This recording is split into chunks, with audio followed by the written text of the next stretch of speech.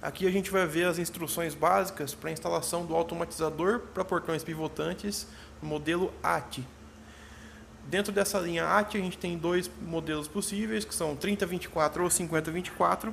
O 3024 é um modelo para até 3 metros de folha ou 800 kg de peso, e o 5024 para até 5 metros de folha ou 1000 kg de peso. Eles podem trabalhar com uma ou duas folhas e são geralmente ligados ao quadro de comando ZLJ24, que a gente também vai tratar nesse passo a passo. O primeiro passo para a instalação desse tipo de automatizador é fazer a fixação do mesmo ao portão.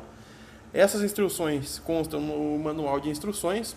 Para cada caso e para cada maneira como o portão já está instalado, existem dimensões específicas para a instalação dos suportes desse tipo de automatizador. Então todas essas instruções com dimensões e tudo mais, inclusive com figuras, se encontram no manual de instalação de cada um desses automatizadores. Então, partindo do princípio de que o automatizador já vai estar fixo ao portão e também o quadro vai estar na sua devida posição, a gente começa já a tratar das ligações entre o automatizador e o quadro de comando para que tudo funcione corretamente. Então, seguindo o que indica o manual de instruções, no caso de fazer a ligação entre o quadro de comando ZLJ24 e um motor AT, porém trabalhando somente com uma folha, a gente vai utilizar todas as conexões do quadro referentes ao motor 2. Então, com essa informação, a gente vai até o automatizador, identifica todos os bornes de conexão que estão presentes lá. Primeiramente, a gente identifica o borne com RA e o borne com FC, e esses a gente praticamente anula, uma vez que a gente não vai conectar esses aí ao quadro.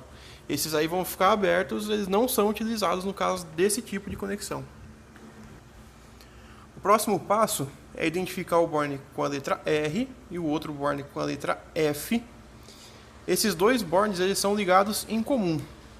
Então a gente pode jumpear esses dois bornes e desse jumper a gente vai levar uma conexão até o número 2 do quadro. Aqui nessa figura a gente vê que está identificado com um traço vermelho como que deve ser feita a ligação. Então a gente volta mais uma vez lá para o borne do automatizador. Então o borne que está identificado com as letras RC, a gente vai levar, como indica aqui nessa figura, o traço verde, a gente vai levar até FC2, lá no quadro de comando ZLJ24. Então aqui nas conexões, o próximo e último passo é pegar o borne identificado com as letras FA do automatizador, e como indica aqui a linha azul, a gente vai levar para FA2 do quadro de comando. Aqui na terceira imagem, a gente vê a segunda possibilidade de ligação, que seria o quadro de comando ZLJ24 trabalhando com dois automatizadores AT, que no caso seria para trabalhar com duas folhas, no caso de dois portões abrindo simultaneamente.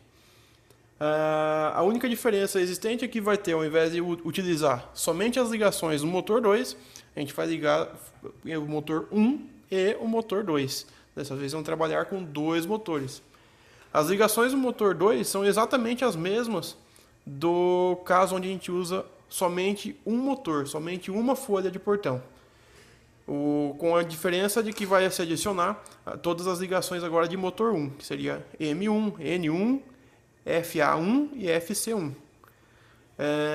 E os pontos em comum, que seriam a letra F e a letra R, nos automatizadores, a gente vai ligar todos em comum no número 2 do quadro de comando, como indica aqui essa figura com a linha vermelha. Então aqui é bom lembrar que quando o quadro de comandos LJ24 trabalha com dois automatizadores AT, o M2 ele tem ação atrasada no fechamento e o M1 tem ação atrasada na abertura. Ou seja, quando os portões estão abertos e você dá o comando para fechar, o M1 começa a fechar primeiro e depois o M2 começa a fechar. Esse tempo de atraso entre M1 e M2 é regulável através do quadro. Para a abertura é o contrário, primeiramente começa a funcionar M2 e depois M1, também com essa diferença de tempo regulável. Então, feitas as ligações entre os automatizadores e o quadro de comando, tanto para uma quanto para duas folhas, a gente parte agora para as regulagens de fim de curso, né?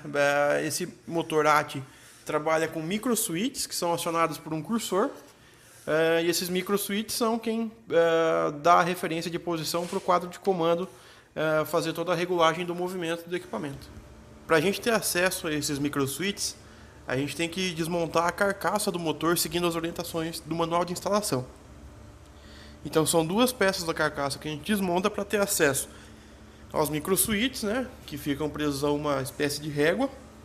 Também a gente vai ver a rosca sem fim, né, que faz o movimento, que gira para fazer o movimento do equipamento.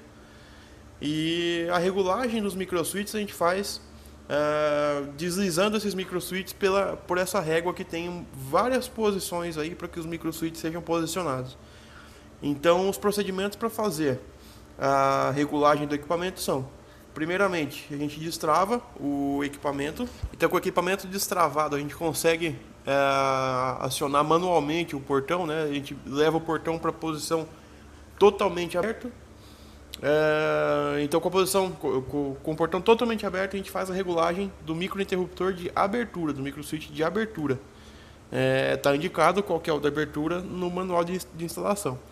Então, fez a regulagem do de abertura, a gente aciona, a gente destrava o equipamento mais uma vez, leva o portão manualmente para a posição de fechamento, porém não fechamento total. Um fechamento faltando aproximadamente 10 centímetros, de 10 a 15 centímetros para ele encostar no batente de fechamento. Então, nessa posição aí, faltando uns 15 centímetros, a gente vai fazer o posicionamento do microswitch do fechamento. O motivo para fazer o fechamento um pouco antes do batente é que o microswitch de fechamento ele serve para desaceleração do equipamento e não para fim de curso especificamente. Então, o de abertura é para fim de curso e o de fechamento é para desaceleração. Aqui nessa próxima imagem, o que eu acabei de falar aqui, que o fim de curso de fechamento serve para desaceleração, acaba ficando mais claro. A gente vê aqui no caso uma instalação de equipamento de duas folhas, né, que trabalham com dois automatizadores ao mesmo tempo. E a gente vê aqui uma área em cinza escuro, que é a velocidade de manobra, né, onde faz a manobra em si. E em cinza mais claro, lá no momento em que o portão está quase fechado, a gente vê o que deveria ser a desaceleração. Ou seja, nesse momento aí, onde começa o cinza claro, que o equipamento deve atingir o microswitch de fechamento, para que ele desacelere e vá com uma velocidade bem menor até bater no fim de curso. Então, isso aí explica bem como deve ser feita a regulagem dos microswitches. Então, de abertura, o microswitch para abertura deve funcionar como fim de curso, ou seja, ele tem que ser acionado, o microswitch, no momento, na posição exata em que o portão vai ter que ficar aberto, ou seja, na posição máxima de abertura. E o de fechamento tem que ficar uns 15 centímetros antes do batente, que é onde ele vai desacelerar antes de chegar no batente. Então, a partir do momento em que todas as ligações estão feitas e a regulagem de fim de curso já foi feita também, a gente parte para a programação do quadro de comando. Aqui, como é um vídeo curto, a gente vai tratar somente da programação básica, né, como definir o número de motores, o tipo de motor, essas coisas. E aí o restante vai ficar a critério de cada um. Então, nessa imagem aqui, a gente vê o display onde se faz a configuração do quadro de comando e também dos 4 botões pelos quais a gente tem acesso aos menus de configuração. Então, aqui foi extraída uma parte do manual de instalação do equipamento e onde a gente vê como a gente tem acesso ao menu, que seria através da tecla Enter, as teclas com seta para a esquerda e para a direita para navegar entre uma função e outra, e a tecla ESC é para voltar à função sem salvar ou sair do menu. Então, aqui começando a falar das configurações, as primeiras configurações que a gente faz são as configurações de curso, né? Então, a gente entra no menu do quadro de comando, vai até configurações de curso, né? E procura por número de motores. É aqui onde a gente vai definir se vai trabalhar com uma folha ou duas folhas. No caso, uma folha, como eu falei, a gente seleciona M2 e duas folhas a gente seleciona M1 mais M2. Após isso, a gente seleciona o tipo de motor. Aqui no caso, a gente seleciona o modelo AT, né? A próxima configuração que a gente deve alterar, ele vai estar no menu como config, né, que seria a configuração de fim de curso, tipo de fim de curso, como que vai trabalhar o equipamento. No caso desse tipo de automatizador, como a gente já falou nas configurações, a gente vai trabalhar com fim de curso na abertura e desaceleração no fechamento. Para isso que vão funcionar os microswitches. Então, nesse menu config, a gente vai selecionar FCAB-DES-FECH, que seria o que? FC seria de fim de curso, AB de abertura, e o tracinho seria DES seria de desaceleração, e o FECH de fechamento. Então, fim de curso na abertura, desaceleração no fechamento. Então, o próximo parâmetro que a gente tem que alterar é o tempo de desaceleração. Esse tempo seria o quê? O tempo que vai demorar entre o equipamento atingir o microswitch do fechamento e ele depois atingir o batente de fim de curso. O que acontece? Como o microswitch do fechamento funciona como desaceleração, na hora que ele atinge esse microswitch, ele desacelera o movimento. Porém, o tempo que ele vai ficar funcionando nessa desaceleração, ele tem que ser definido, e através desse parâmetro, o tempo de desaceleração. O tempo tem que ser um tempo razoável, para que o equipamento não fique muito tempo funcionando depois de ter atingido o batente de fim de curso.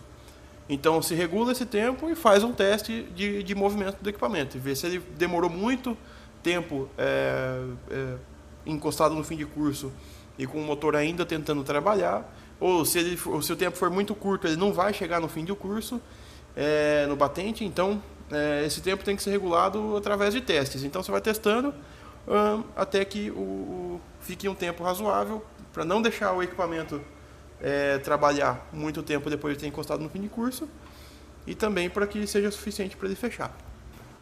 Então, no que diz respeito às configurações, o último parâmetro que a gente vai entrar aqui é o teste de motor.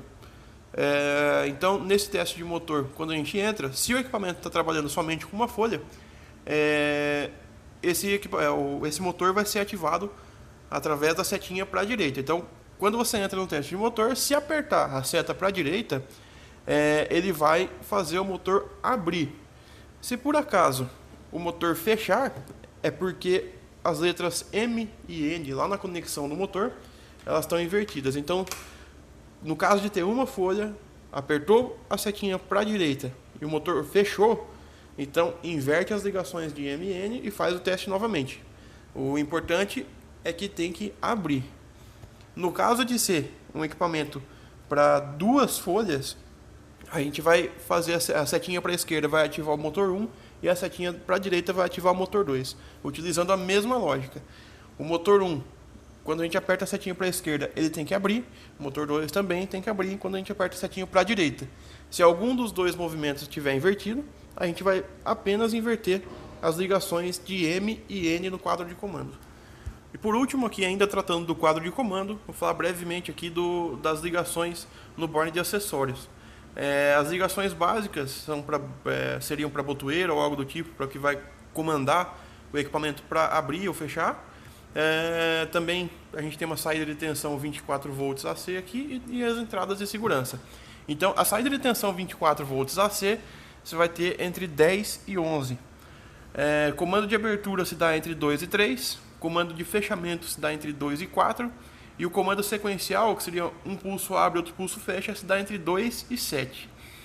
E a gente tem aqui 3 entradas de segurança configuráveis através do menu do quadro de comando, que seriam CX, CY e CZ.